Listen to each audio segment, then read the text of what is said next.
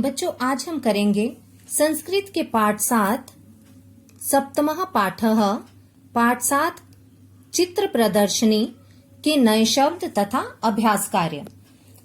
नयूनः शब्दः पहला है चित्र प्रदर्शनी, दूसरा रविवासरे, तीसरा अवकाशः, चौथा द्रष्टुम, पांचवा चलावः और छठा इच्छामि।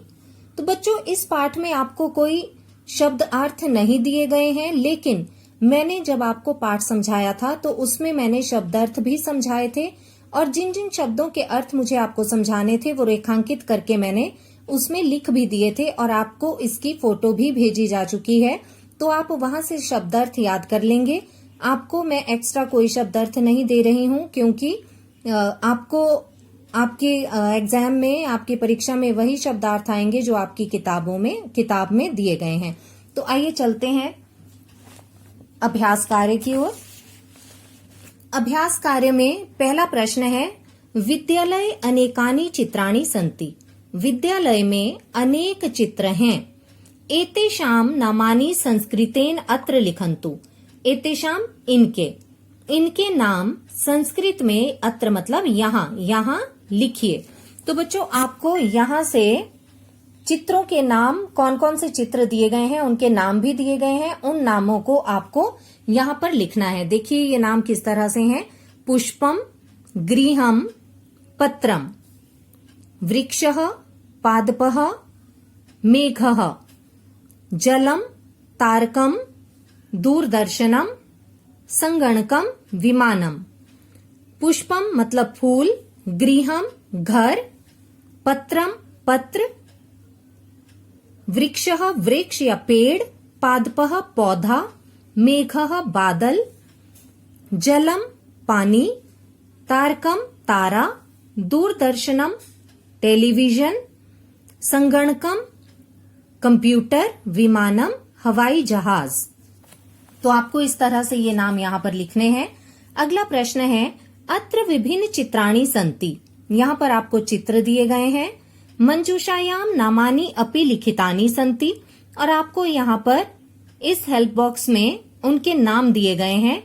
एतेभ्यः उचित पदम चित्वा चित्राणाम अधः लिखन्तु। अधः मतलब नीचे।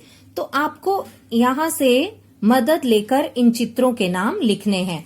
पहला है देखिए पुस्तकें दी गई हैं तो यहाँ है पुस्तकम, दूसरा गेंद कंदुकम, घर गृहम, दिया दीपकः, पहाड़ पर्वतः और किसान का चित्र दिया गया है, किसान को कहते हैं कृषकः।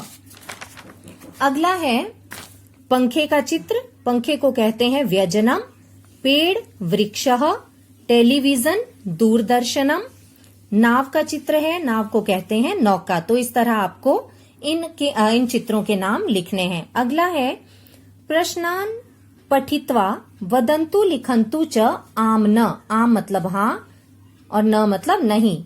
हाँ या ना में उत्तर लिखिए। पहला है किम रमेशः विद्यालयम गच्छति। क्या रमेश, किम मतलब क्या रमेश विद्यालय जाता है। तो कहाँ गया था वो, विद्यालय गया था या नहीं गया था ना, तो उत्तर होगा आम। दूसरा है किम विद्यालयः सुंदरः अस्ति। क्या विद्यालय सुंदर है, तो विद्यालय सुंदर है उनका, तो उत्तर क्या होगा आम अर्थात हाँ। अगला है किम विद्यालय, क्या विद्यालय में विज्ञानस्य विज्ञान की चित्र प्रदर्शनी अस्ति। चित्र प्रदर्शनी है। क्या विद्यालय में विज्ञान की चित्र प्रदर्शनी है। तो बच्चों आप सभी को मालूम है कि वहां विज्ञान की नहीं अपितु संस्कृत के चित्रों की प्रदर्शनी लगी थी। तो ये उत्तर गलत है, इसलिए हम लिखेंगे न। अगला है किम चित्राणि सुंदराणि सन्ति। क्या चित्र सुंदर हैं। प्रदर्शनी में जो चित्र लगे थे वो सुंदर थे ना, तो उत्तर होगा आम। हमने यहाँ लिख लिया आम। अगला है किम सर्वासु। क्या सभी, सर्वासु मतलब सभी, कक्षासु कक्षाओं में चित्राणि सन्ति चित्र हैं। तो बच्चों ये जो सारे चित्र थे वे एक ही जगह लगे थे, अलग अलग कक्षाओं में नहीं लगे थे, तो उत्तर होगा न। सभी कक्षाओं में चित्र हैं न, क्योंकि ये चित्र कहाँ लगे थे, एक ही जगह पर प्रदर्शनी लगी थी। किम रमेशः ग्रामम गच्छति, क्या रमेश ग्रामम मतलब गांव, क्या रमेश गांव जाता है? तो बच्चों क्या वो गांव गया था? नहीं ना, क्योंकि उसके स्कूल में चित्र प्रदर्शनी थी, इसलिए वो स्कूल चला गया था। तो यहाँ पे लिखा है क्या रमेश गांव जाता है? उत्तर क्या होगा? नहीं, तो हम लिखेंगे न। तो बच्चों ये थे आपके नए शब्द और अभ्यास कार्य। मैं इनकी फोटो आपको भेजूंगी, आप ये अपनी पुस्तक पर लिख लेंगे और सुंदर और साफ शब्दों में लिखेंगे। पुस्तक में लिखने के साथ साथ आपको ये सारा कार्य अपनी उत्तर पुस्तिका में भी करना है। नए शब्द और अभ्यास कार्य के जितने भी प्रश्न हैं, प्रश्न नंबर 1, 2 और 3, ये सारा कार्य आपको अपनी उत्तर पुस्तिका में सुंदर शब्दों में, सुंदर अक्षरों में करना है। और देखिए प्रश्न नंबर 2 जो है वो इस तरह से आपने चित्र सहित इनके नाम लिखने हैं। एक तरफ आप चित्र बनाओगे और उनके साथ में उनके नाम लिखोगे, तभी आपको पता चलेगा कि किसे क्या कहते हैं। तो देखिए ये मैं आपको एक बच्ची की उत्तर पुस्तिका दिखा रही हूं कि कितने सुंदर तरह से उसने चित्र बनाए हैं और साथ में उनके नाम लिखे हैं। तो इसी तरह बच्चों आपको भी सुंदर सुंदर कार्य करना है। धन्यवाद।